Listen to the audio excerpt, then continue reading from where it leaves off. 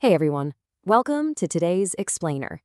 We're jumping right into something that literally almost all of us experience, but so few of us actually understand: skin tanning.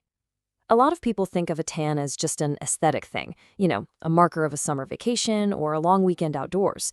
But the reality? It is a deeply complex biological response. Let's dive straight into the fascinating science of your skin's built-in defense mechanisms, explore the very real risks of pushing that system too far, and arm you with the ultimate prevention strategies. So think about your own everyday routine for a second. Have you ever noticed your face, the back of your neck, or your arms darkening up after a long day outside? Well, this specific reaction is exactly what we mean when we talk about skin tanning. And look, while this biological response can happen to absolutely anyone, the data shows us it's exceptionally common in guys. Why? It really just comes down to lifestyle and environment. A lot of men spend huge chunks of time outdoors, whether that's for daily work, playing sports, or just commuting. You're out there in the elements, and your skin is constantly reacting to that exposure. Which brings us to Section 1, the science of tanning and biological defense. Okay, so this actually flips the script on how we usually think about getting a tan. Tanning is the darkening of the skin caused by the increased production of melanin. Melanin is the pigment that's fundamentally responsible for your skin color, sure. But here's the critical part. It is not just there for looks. Melanin is literally acting as your skin's natural defense system. Think of it like your body's microscopic umbrella. It deploys to absorb harmful ultraviolet or UV radiation from the sun. So when your skin gets darker, you are actually watching your body deploy an emergency biological shield against an invisible, incoming radiation attack. Moving right along to Section 2, triggers and causative agents. Basically, what actually sets this whole process off? Your skin is fighting on two primary battlefronts here. The attack comes in different forms. On one side, you have natural ultraviolet rays from sunlight. Specifically, we're talking about UVA and UVB rays penetrating the atmosphere and hitting you. And on the other side, artificial sources, like tanning beds and UV lamps. The thing is, your skin does not care where the radiation is coming from. Whether it's the actual sun or glowing bulbs in a salon, that radiation is bombarding your cells, and your body is forced to hit the panic button and trigger that melanin defense mechanism to protect you. And timing here is absolutely everything. We have a very specific window of time. Let's call it the danger zone. Right around 10 a.m., UV levels start to spike. They climb to their absolute peak at midday, and they stay intense all the way until about 4 p.m. when levels finally start to drop. If you're spending prolonged time in the sun during this specific 6-hour window, you are triggering the most intense, relentless UV attack on your skin, forcing your tanning defense to work in total overdrive. But here's the catch. The radiation doesn't work alone. Other environmental factors can make this significantly worse. Heat and general environmental exposure can actually worsen the physical appearance of sun-induced tanning, and this gets compounded massively by a simple lack of sun protection. When you step outside without sunscreen or protective clothing, you are essentially sending your melanin out onto the battlefield completely alone, without any backup.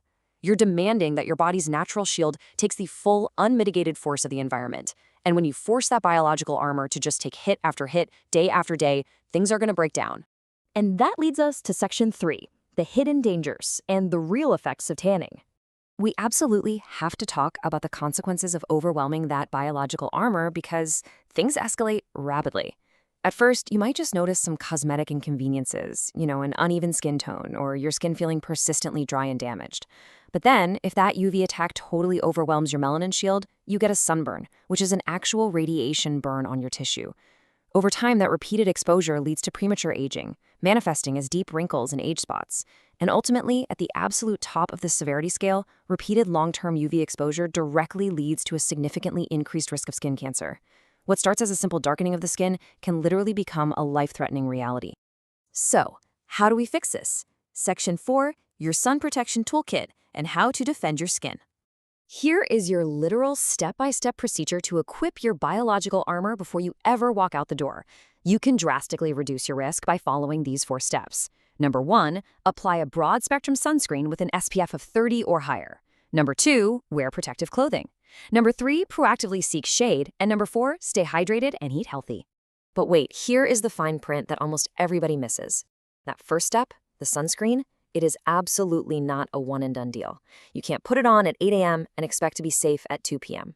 It's not magic armor, it's a temporary, consumable shield. You have to reapply it every 2 hours. And if you're swimming or sweating heavily from working or playing sports outdoors, you need to reapply it even more frequently because it gets used up and it washes away. Beyond the sunscreen, let's get specific on what actually works as a physical barrier during those peak sunlight hours. We're looking at long sleeves to physically block the UV rays from hitting your arms, sunglasses to protect the extremely delicate skin around your eyes, and a wide-brimmed hat to cast protective shade right over your face and neck.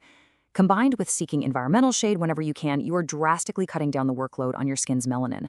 And finally, we have to support the skin from the inside out. Your skin is an organ, and it needs resources to stay healthy and resilient. You need to drink plenty of water to keep the skin moisturized and functioning properly. Also, eating a healthy diet, specifically one rich in fruits and vegetables, provides your body with essential vitamins and antioxidants. Those nutrients basically act as internal reinforcements for your skin, repairing damage and keeping it structurally sound against environmental stress. So, the crucial point to take away from all this is that tanning is an incredible, natural biological response to ultraviolet radiation. Your body is just trying to protect you. But too much sun exposure will inevitably break those defenses down and severely damage your skin over time. By using sunscreen, wearing the right clothing, and limiting your time in that intense midday sun, you can keep your skin healthy and stop unnecessary tanning in its tracks. So I'll leave you with this to think about. Your skin has an amazing natural defense system, but are you leaving it out there to fight the sun all by itself? Thanks for joining me on today's Explainer, and I'll catch you next time.